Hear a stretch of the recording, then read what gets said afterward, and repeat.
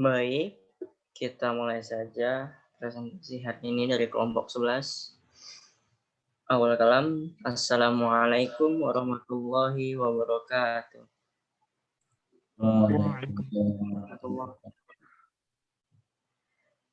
Ya, kami dari kelompok 11 akan mempresentasikan sebuah dari tentang haji, makna haji dan filosofinya. Kelompoknya ada Naria Pedalia, dengan saya sendiri Muhammad Fitamam, Muhammad Siddiq Al-Nawawi, yang keempat ada Farhan Fahreji, yang kelima ada Hamas Al-Farizi. Selanjutnya.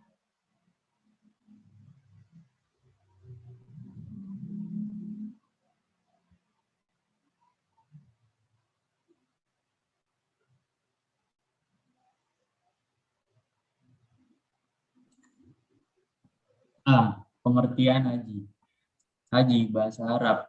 Haji adalah rukun Islam kelima secara bahasa. Haji artinya berkunjung ke tempat yang agung. Sedangkan secara istilah, haji berarti berziarah ke tempat tertentu pada waktu-waktu tertentu untuk melakukan amalan-amalan tertentu dengan niat ibadah. Definisi berziarah ke tempat tertentu yaitu berkunjung ke Baitul atau Ka'bah, Padang Arafah, Musdalifah, dan Mina. Definisi waktu-waktu tertentu yaitu ibadah haji hanya dilakukan pada bulan-bulan haji saja atau Syawal, Zulqa'dah, dan Zulhijjah. Sedangkan definisi amalan-amalan tertentu yaitu mengerjakan serangkaian ibadah seperti rukun haji, wajib haji, tawaf, wukuf, sa'i, mabit di Mina, dan Musdalifah.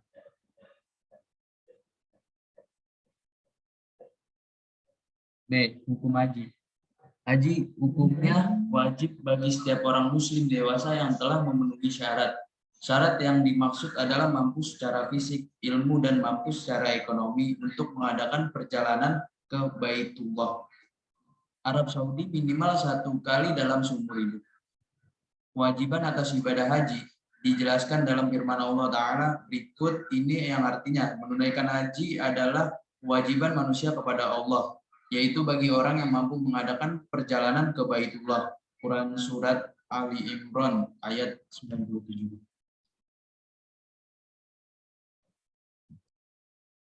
C. Syarat wajib haji. Menurut para ulama, syarat wajib haji ada 5. Adapun syarat-syarat tersebut yaitu 1. Islam. Orang yang mengerjakan haji wajib beragama Islam. Jika ada orang Islam ingin berhaji, tentu saja ia harus bersyahadat terlebih dahulu, lalu melakukan kewajibannya sebagai Islam seperti sholat, puasa, zakat, dan ibadah-ibadah lainnya. 2. Berakal. Maksudnya waras atau tidak gila. Konsekuensinya, orang yang tidak berakal tidak terkena beban kewajiban agama, sebagaimana dijelaskan dalam sebuah hadis. Pena diangkat, kewajiban digugurkan dari 3 golongan. Orang yang tidur sampai bangun, anak kecil hingga bermimpi balik, dan orang gila hingga berakal atau sembuh. Hadis riwayat Abu Daud nomor 4403. 3. Balik adalah telah sampainya usia seseorang pada tahap kedewasaan, sehingga sudah bisa membedakan mana yang baik dan mana yang buruk. Artinya anak kecil yang belum balik tidak diwajibkan untuk berhaji sampai ia menginjak usia balik. Hal ini sudah dijelaskan dalam hadis di atas, hadis riwayat Abu Daud nomor 4403.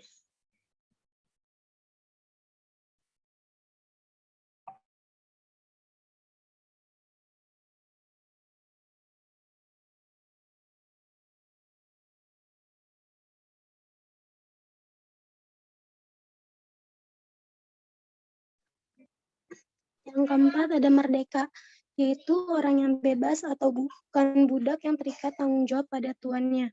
5. Mampu syarat haji ini secara khusus disebutkan dalam firman Allah Ta'ala yang artinya menunaikan haji adalah kewajiban manusia kepada Allah, yaitu bagi orang yang mampu mengadakan perjalanan ke Baitullah. Quran Surat Ali Imran ayat 97. Mampu yang dimaksud dalam syarat haji ialah mampu membayar biaya perjalanan haji, pulang pergi, mampu mencukupi nafkah untuk keluarga yang ditinggalkan, mampu melunasi hutang-hutangnya jika ada, dan mampu secara fisik dan ilmu manasik. Next.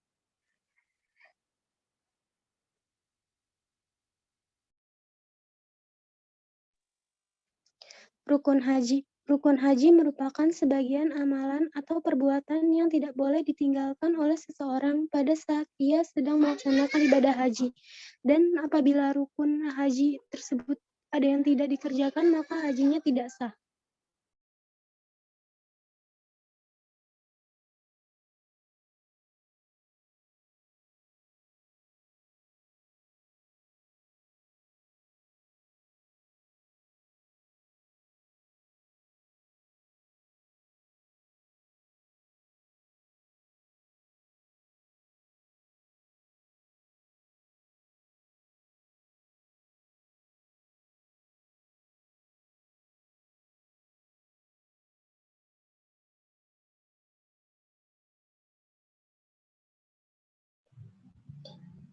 Rukun haji yang pertama adalah ihram, yaitu berniat dari miqat ketika hendak memulai kegiatan ibadah haji, seperti mengucapkan lafaz labbaik Allahumma haji, artinya ya Allah, kupenuhi panggilanmu untuk berhaji.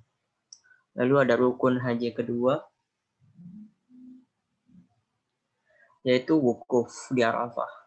Yang dimaksud wukuf di Arafah ialah berdiam diri di padang Arafah dengan memperbanyak zikir, istighfar kepada Allah.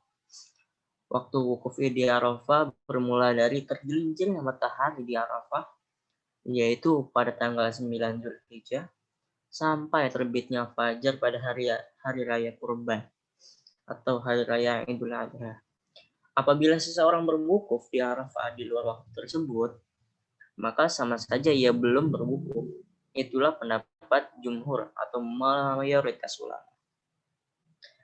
Rukun haji ketiga, yaitu tawaf ibadah. Tawaf ziarah atau tawaf ibadah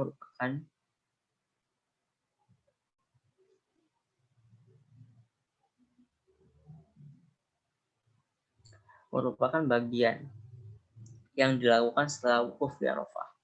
Kefarduan tawaf ini telah dikukuhkan dengan Al-Quran, Sunnah, dan Ijma'. Dalam Al-Quran surat Al-Hajj ayat 29, Allah Subhanahu wa taala berfirman, dan hendaklah mereka melakukan tawaf sekeliling rumah yang tua itu, Baitullah atau Ka'bah. Dengan teks Al-Quran tersebut, para ulama sepakat bahwa itu adalah perintah untuk melakukan tawaf ziarah, tawaf ifadah. Tawaf ifadah berjalan mengelilingi Ka'bah sebanyak 7 kali putaran dengan syarat suci dari hadas dan najis, baik badan maupun pakaian menutup aurat. Ka'bah berada di sebelah kiri kita saat mengelilinginya, dan kita harus mulai tawaf dari Hajar Aswad. Hajar Aswad atau batu hitam yang terletak di salah satu pojok Ka'bah. Rukun haji keempat, yaitu sa'i.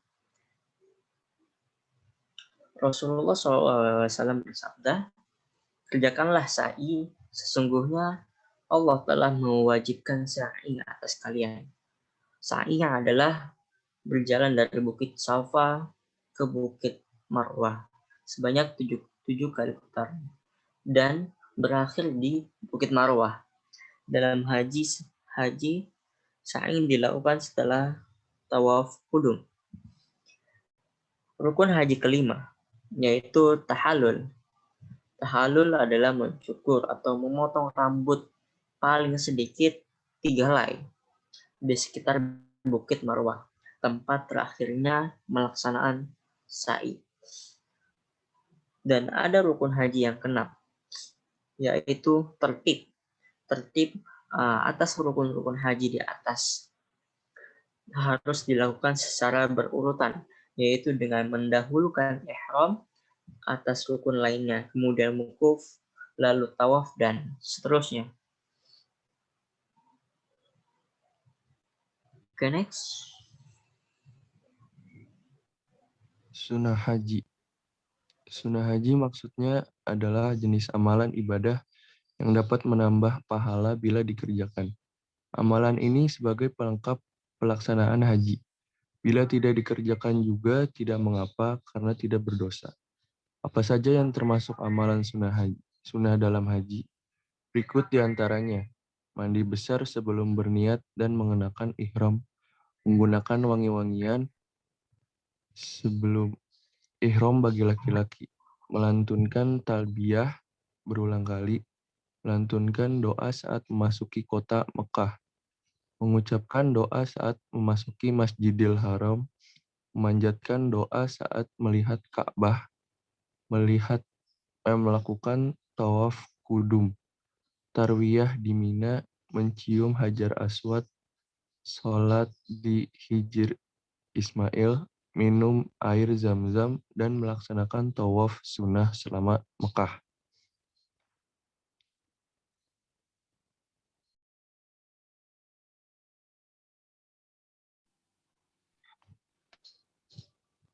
Cara pelaksanaan haji. Secara umum, pelaksanaan haji bisa dilakukan dengan 3 cara, yaitu haji ifrad, haji qiran, dan haji tamattu. Berikut penjelasan terkait 3 cara pelaksanaan haji tersebut. 1. Haji ifrad. Maksud dari haji ifrad adalah orang yang berhaji melakukan ihram hanya untuk haji saja. Bagi mereka yang akan melaksanakan umroh, wajib ataupun sunnah boleh dilakukan setelah kegiatan hajinya selesai. Haji qiran. Haji qiran adalah proses pelaksanaan haji yang digabung dengan mengerjakan amalan umroh dalam waktu bersamaan. Adapun amalan pelaksanaan haji qiran yang digabung dengan amalan umroh tersebut yaitu tawaf dan sa'i. Gambaran pelaksanaan haji qiran menurut mazhab Hanafi adalah berihram untuk umroh dan haji dari batas mikot dengan mengucapkan niat haji, dan Hanafi adalah dengan mengucapkan niat haji dan umroh. Ya Allah, aku hendak berhaji dan umroh. Mudahkanlah keduanya bagiku dan terimalah keduanya dariku. 3. Haji tamattu. Haji tamattu adalah proses pelaksanaan haji dengan mengerjakan ibadah umroh terlebih dahulu, baru kemudian melaksanakan ibadah haji.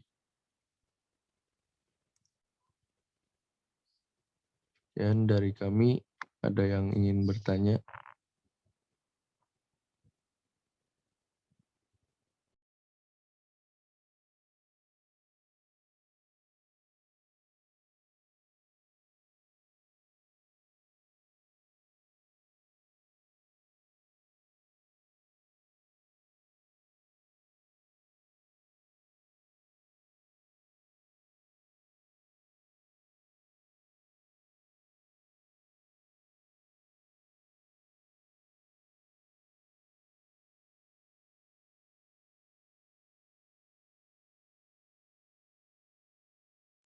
Dari materi haji ini, ada yang ingin ditanyakan?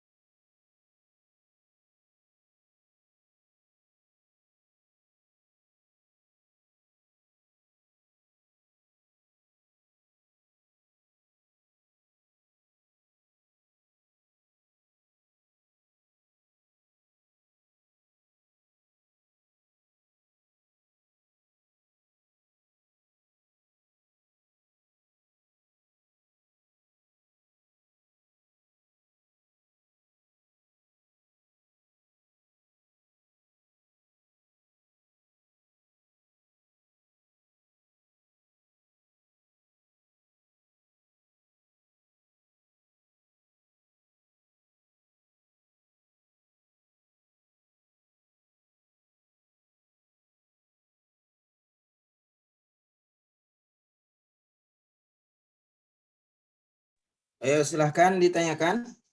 Judulnya tadi apa? Rapli, mana ini Rapli, mana orangnya Rapli? Rapli? Iya, Pak. Itu kamu apanya fotonya kenapa frustasi begitu? Nggak boleh itu. Oh, enggak, Pak. Belum diganti, frustasi Pak. begitu. Maaf, Pak. Iya, Pak. Maaf, Pak. Di yang inilah jangan yang negatif-negatif dibuat. Yang semangat gitu. Hidup itu kan langkah untuk hari esok. Jangan tetap ini membuat jadi ini tuh putus asa. Sedangkan kita nggak boleh putus asa. Islam mengajarkan optimis.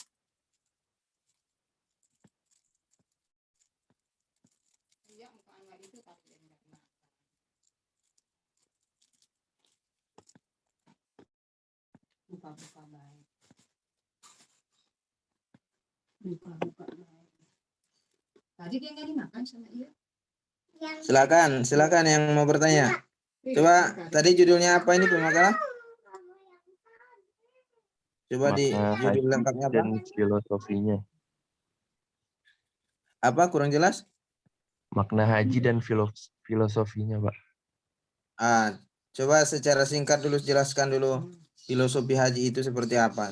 Tadi dari awal sampai akhir Bapak belum menangkap filosofi haji itu seperti apa.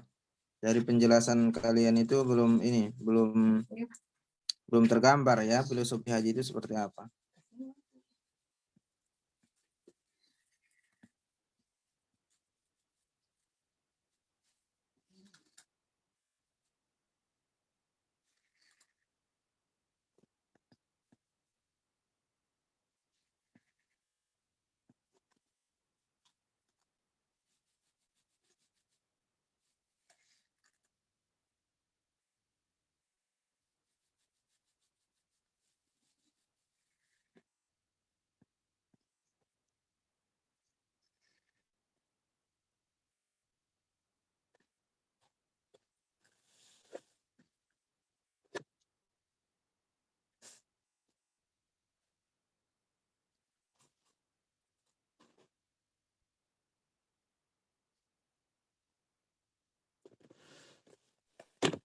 Filosofinya berkunjung ke tempat yang agung, Pak.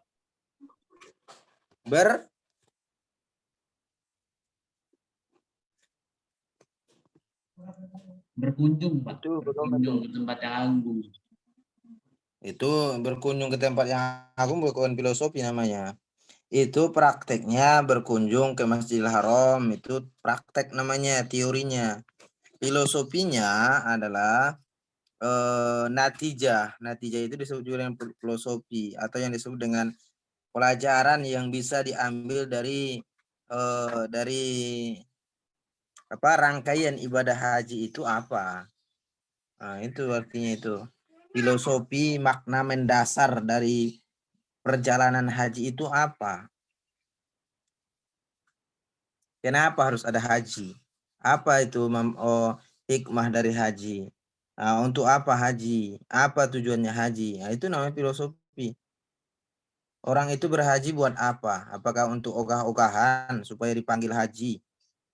Atau supaya buat gagah-gagahan? Buat wisata? Makanya perlu filosofi. Filosofi haji itu supaya orang tidak seperti itu.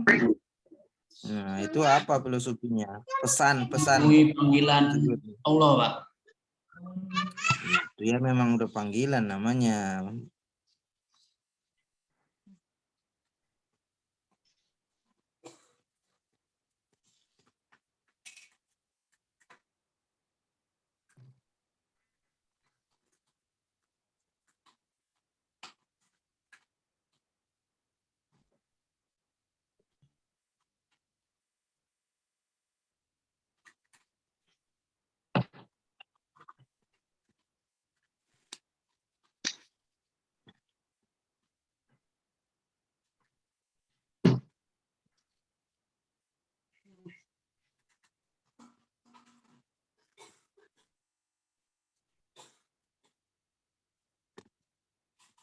Coba dibantu dulu yang lain, yang lain.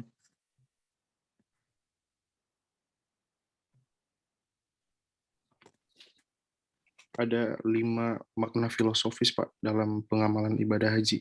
Bila kita mencermatinya lebih mendalam lagi. Nah, udah kamu searching internet ya? Ya, Pak. Nah, apa aja itu? Coba. Yang pertama itu, ibadah haji dimulai dengan niat sambil meninggalkan pakaian biasa dan mengenakan pakaian ihram atau putih. Dalam pakaian ihram itulah dapat kita artikan bahwa semua kita adalah sama, tidak ada perbedaan di antara kita.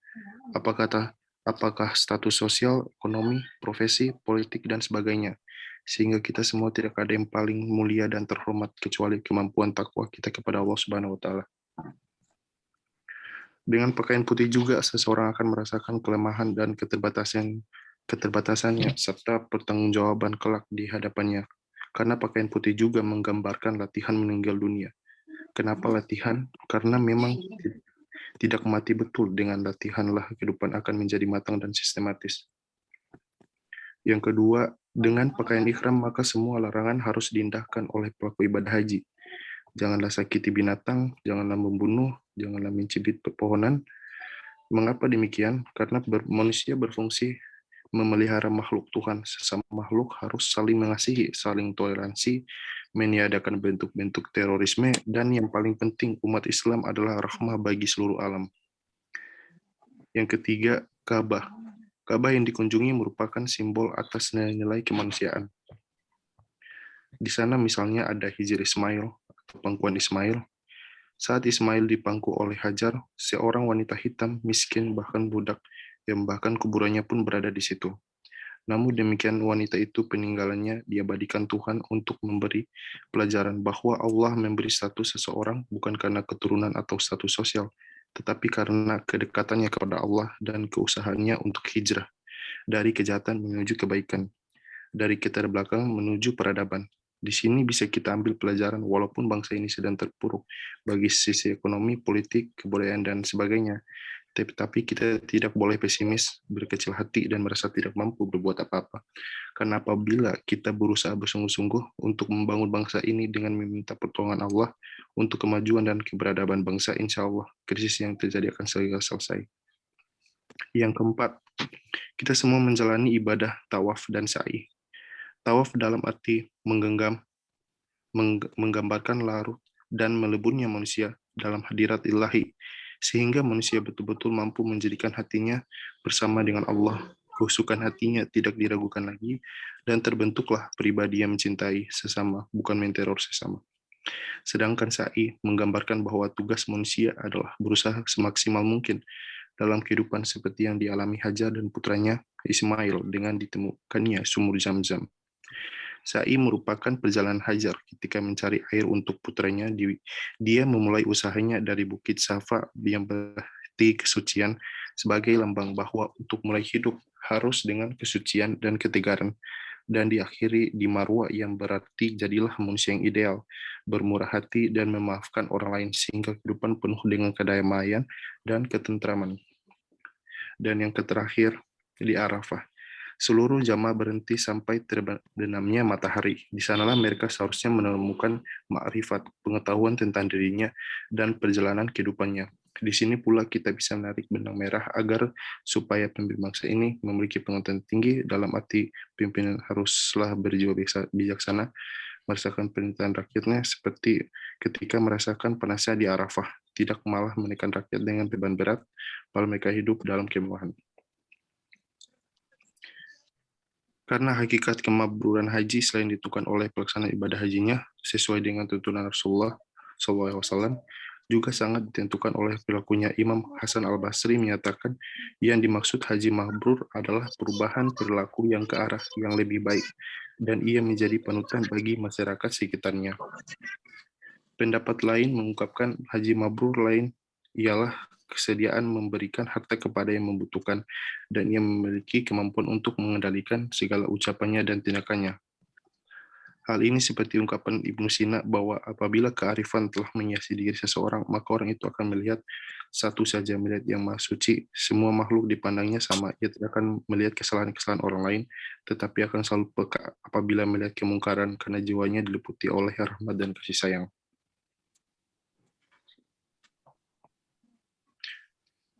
Demikianlah ibadah haji merupakan kumpulan simbol-simbol yang mempunyai nilai dan makna filosofis yang tinggi.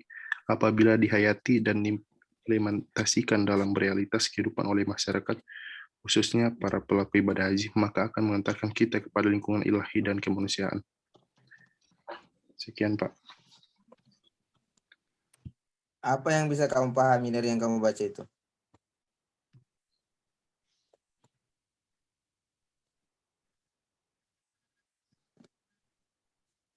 Bisa nggak kamu pahami dari yang kamu baca itu?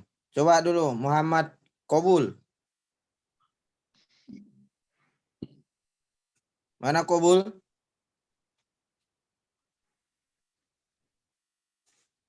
Aina Kobul? Goib kah? Rapi Perdiansa? Nah, coba yang dijelaskan sama pemakalah tadi, apa yang bisa kamu pahami dari penjelasannya? Kobul. Ibadah haji, ibadah tanah di Makkah, Pak. Nah, berarti belum nyambung nih sama Muhammad Kobul nih. Rapli Perdiansa.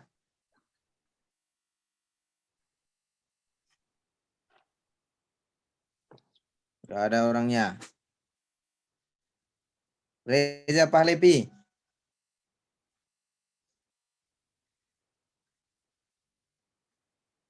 Reza Pahlevi.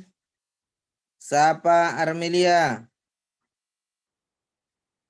Gak ada juga. Cuman ini doang nih.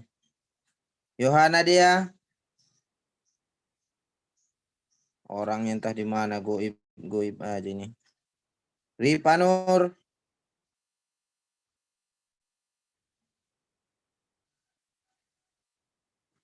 Ini yang ditanya-tanya Maulana Sadam, Ervin.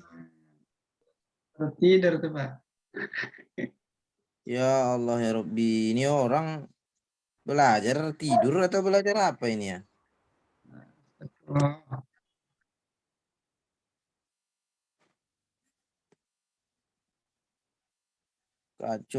Kacau. Masya Allah. Rusak nih belajar merdeka ini kalau begini nih. Hancur sudah.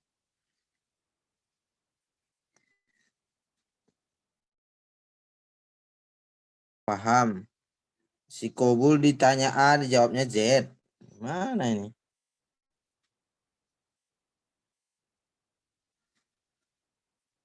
Rifki Hanifianto. Saya, Pak. Nah, coba apa yang kamu pahami dari penjelasan yang barusan? Salah satunya itu memakai baju ihram itu tidak memandang semua orang itu sama semua di hadapan Allah. Salah satunya itu, Pak. Satu aja, nggak ada yang lain? Ya, Pak. Jadi siapa tadi yang terakhir baca itu, siapa tuh? Siapa sih itu? Hamas, Pak. Siapa namanya? Hamas, Pak. Hamas Al-Farisi. Mana Hamas itu? Saya nggak tahu Hamas yang mana, orang yang foto nggak ada, cuman ini Fotonya, doang.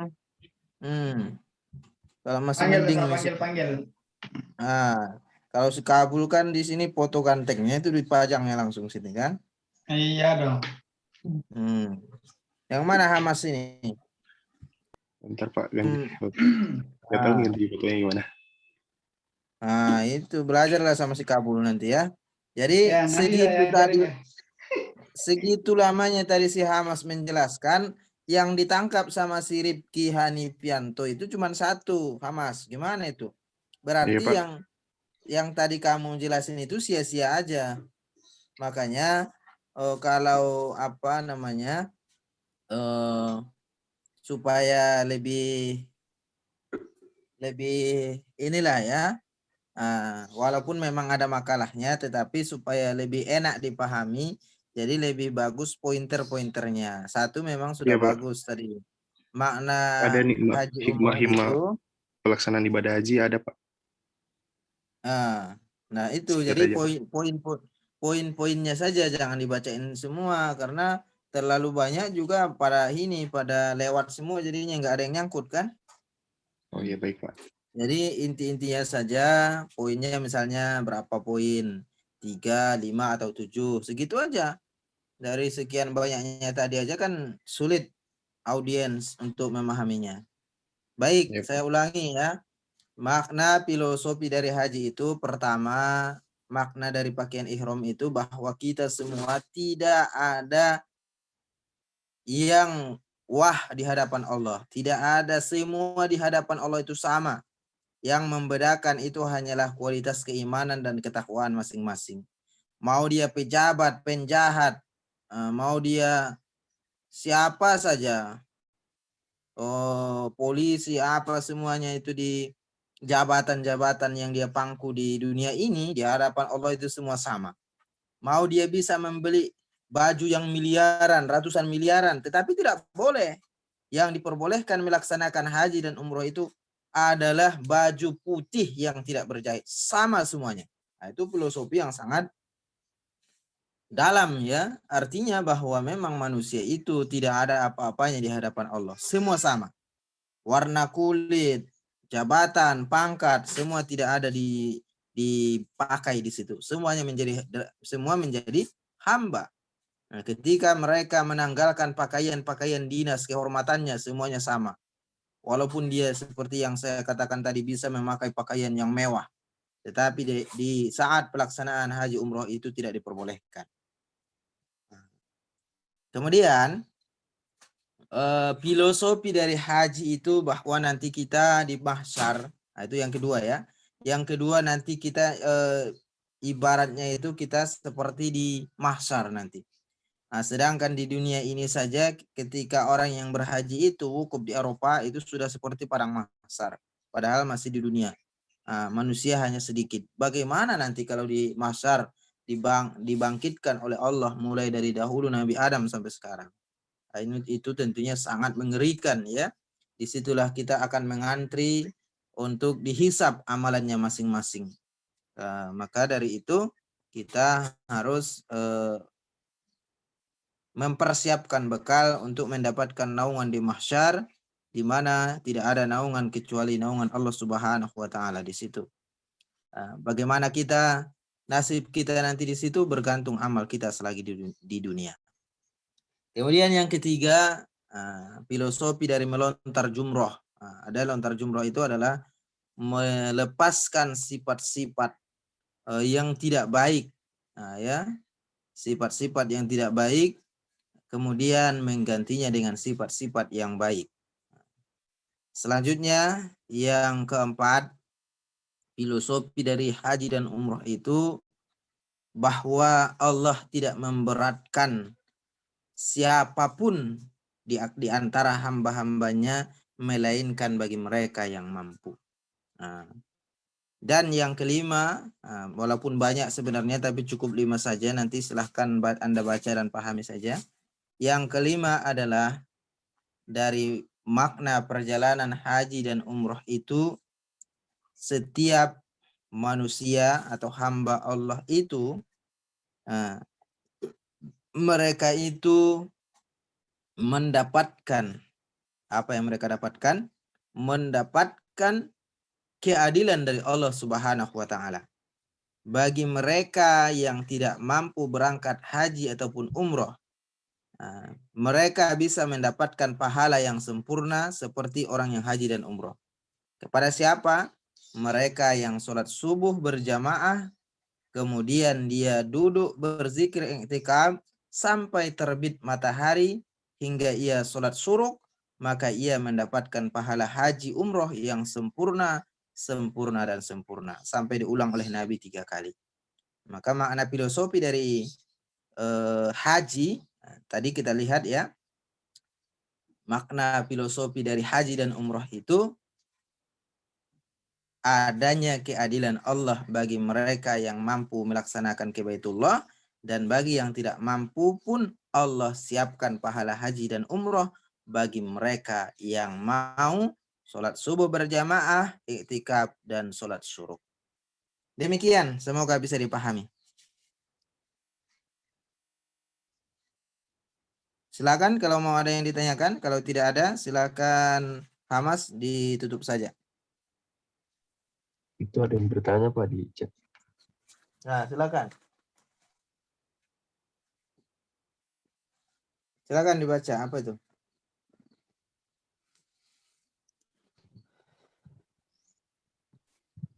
Dari Cahyo Abirasid, permisi saya mau tanya, bagaimana tata cara pemberangkatan haji di Indonesia? Tata cara pemberangkatan haji di Indonesia ini diatur oleh Kementerian Agama. Ada namanya Haji Plus, ada Haji Reguler. Kenapa ada dua ini? Karena memang kuota yang terbatas. Kapasitas di Arab Saudi, Masjidil Haram itu yang terbatas, sehingga setiap negara diberikan kuota namanya ya. Jadi dengan adanya kuota ini sehingga adalah istilahnya haji reguler dan haji plus. Bagi mereka yang punya harta yang cukup, dia bisa haji plus supaya dia tidak menunggu antri lama. Bagi yang tidak punya uang, dia hanya yang terbatas keuangannya, dia hanya bisa mengikuti haji reguler dan dia akan menunggu 10 bahkan 20 tahun. Wallahu a'lam. Begitulah ceritanya.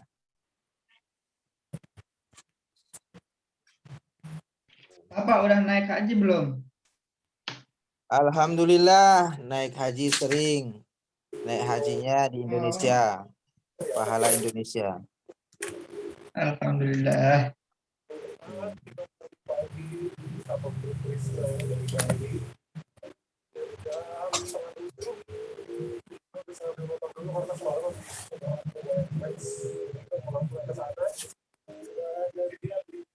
Itu Anipianto itu ngapain itu bocor tuh? Dia apain dulu mute.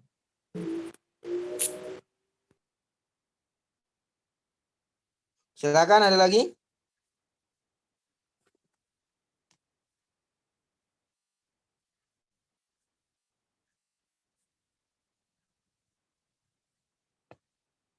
Cukup, Hamas?